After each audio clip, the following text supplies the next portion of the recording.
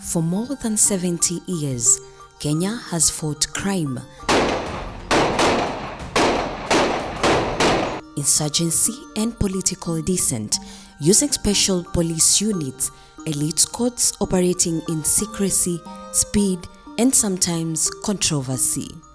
They were praised as saviors, feared as executioners, and one by one they had been disbanded and new ones formed at the convenience of each government.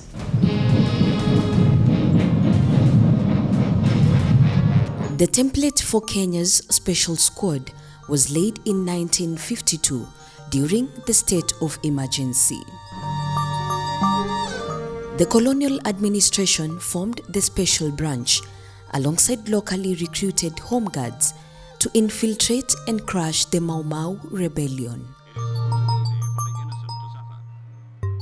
Operating as pseudo-gangs, intelligence officers blended into insurgent networks, gathering operational intelligence and dismantling resistance from within. By 1956, hundreds of trained operatives had helped neutralize thousands of fighters, establishing a doctrine that would outlive colonialism. Intelligence-led policing fused with covert force. At independence,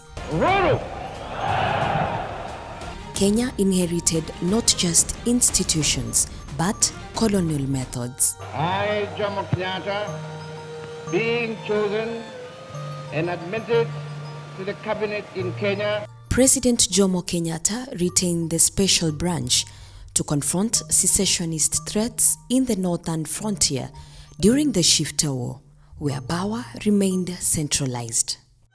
Intelligence units reported directly to the presidency.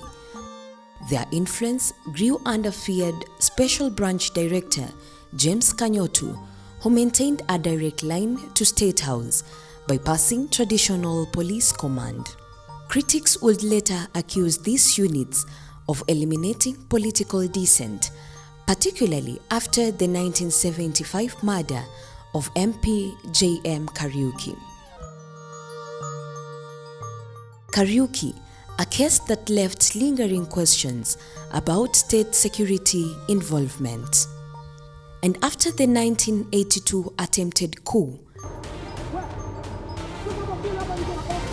President Daniel Toroitich Arap Moi expanded internal security operations dramatically.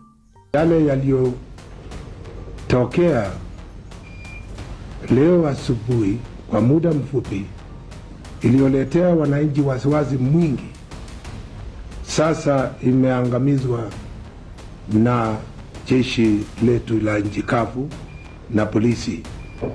Detention and interrogation units operating from the infamous Nyayo House became synonymous with torture allegations against pro-democracy activists, including future opposition leaders such as the late Raila Odinga.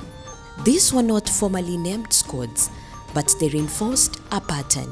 When the state felt threatened, specialized units emerged. By the 1990s, Kenya faced a different war: urban crime. Armed robberies, carjackings, and gang violence surged amid rapid urbanization. The government responded with a rapid reaction strike force. In 1992, the Fying Squad was born.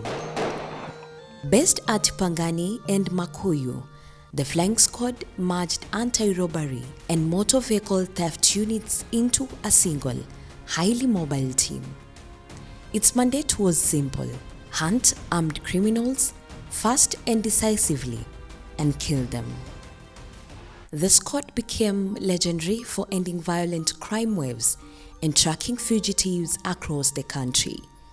But human rights groups accused the Fying Squad, that was mostly dominated by Kalenjin officers, of operating above the law, bypassing command structures and engaging in extrajudicial killings. After many years of operation, former Director of Criminal Investigations George Kinoti eventually disbanded the unit, formally ending nearly 3 decades of operations. George Kinoti has disbanded the dreaded Flying Squad unit, bringing to an end its 27 years of operations. Kitengo maalum cha polisi cha kukabiliana na uhalifu maarufu Flying Squad kimevunjiliwa mbali. As organized gangs like Mungiki grew, new specialized units emerged.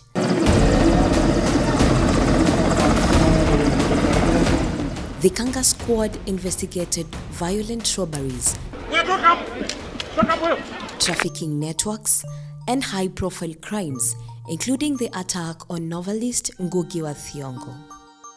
Then came KweKwe, a feared anti-gang formation created during President Mwai Kibaki's administration to combat sect violence. Let those who seek to harm us be warned that we will hunt them down. We will not relent.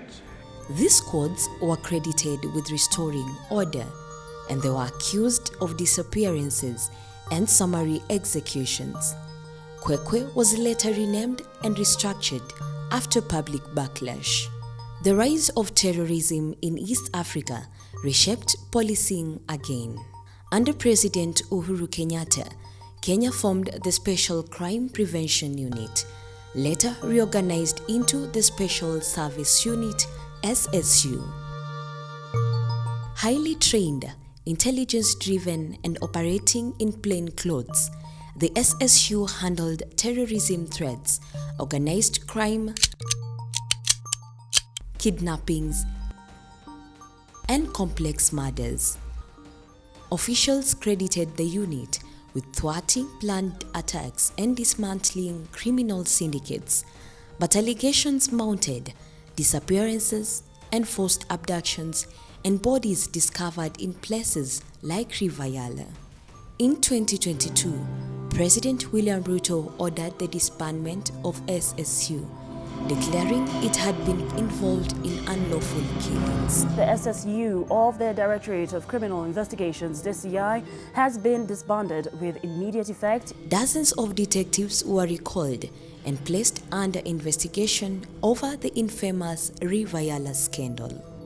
Police officers in Yala, Siaya County, are investigating the mysterious dumping of bodies in the River Yala, where over 20 bodies have been retrieved over the last 3 months. Oversight agencies launched audits into specialized police formations, seeking accountability for decades of covert operations. We can deal with the unresolved matters that have not been conclusively investigated.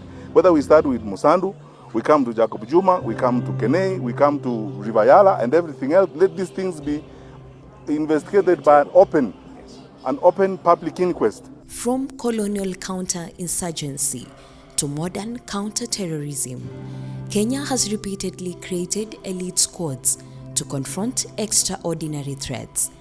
Each unit followed a similar life cycle: formation, success, fear, controversy, disbandment. Yet, even as one squad vanished, another quickly emerged, renamed, retained, reorganized. Today, the President William Ruto administration also operates a discrete squad. Supporters argue these units made Kenya safer by stopping gangsters, intercepting terror plots, and responding faster than conventional policing ever could. Critics also say the secrecy allowed abuse and extrajudicial killings to flourish without oversight. The question remains unsolved. Can a democracy fight extraordinary crime without necessarily creating extraordinary power? Today, many of the names Flying Squad, KweKwe, Kanga, SSU exist only in memory. But the idea that created them endures, because whenever crime evolves, the pressure to form another shadow unit returns. Rehab Mora, Sauti TV.